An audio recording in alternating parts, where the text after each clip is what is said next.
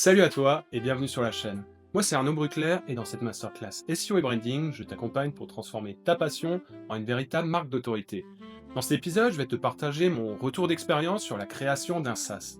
Tu verras que c'est un modèle aussi puissant que exigeant, qui peut être incroyablement formateur, mais qui demande beaucoup de rigueur, de vision et de patience.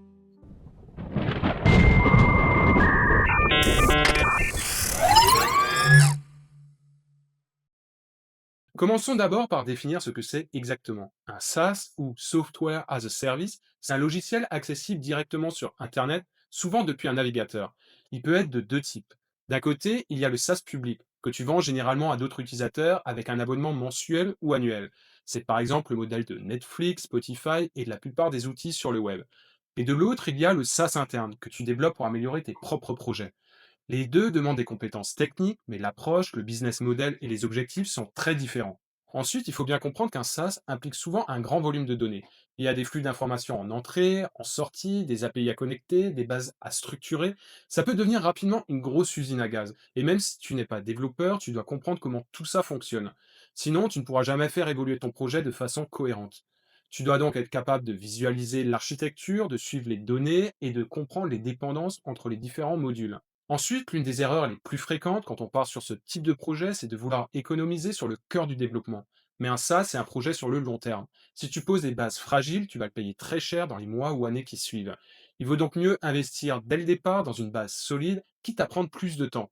Trouver de bons développeurs peut aussi coûter cher, et c'est ce qui fera toute la différence entre un projet stable et un projet bancal. Cela dit, tu peux tout à fait découper ton projet en plusieurs modules différents. Par exemple, le cœur de ton outil peut être développé par ton équipe principale, mais tu peux confier certaines fonctionnalités spécifiques à des freelances, comme des API secondaires ou des dashboards annexes. C'est ce que je fais sur mes propres projets et ça permet de travailler avec plusieurs développeurs sans qu'ils se marchent dessus tout en gardant une cohérence technique. Un autre point qu'on sous-estime bien souvent, c'est le temps de développement que ça peut prendre. Que ce soit au niveau des bugs, des retours utilisateurs, des limitations, les tâches prennent toujours plus de temps que prévu. Et les idées d'amélioration viennent toujours par vagues successives.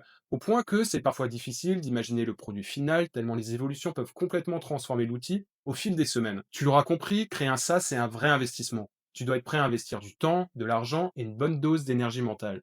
Et pour que cet investissement soit rentable, il faut que tu sois certain qu'il existe une vraie demande. Tu ne crées pas un outil juste pour le plaisir. Tu dois savoir à qui il s'adresse, quel problème il résout et pourquoi ce problème mérite une solution. Mais si la demande est là, le potentiel est énorme. Dans le cas d'un SaaS public, par exemple, si tes abonnés sont fidèles, alors ton modèle peut être extrêmement scalable. À terme, ça peut te rapporter beaucoup, notamment au moment de la revente.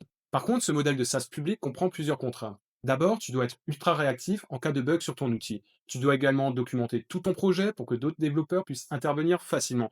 Et bien sûr, tu dois penser à la sécurité, à la sauvegarde des données et aux mises à jour. C'est un autre niveau de responsabilité, surtout si tu as des utilisateurs payants. Mais c'est aussi là que tu crées de la vraie valeur. Dans le cas d'un SaaS interne, les contraintes sont un peu les mêmes, sans les paiements et le support client à gérer.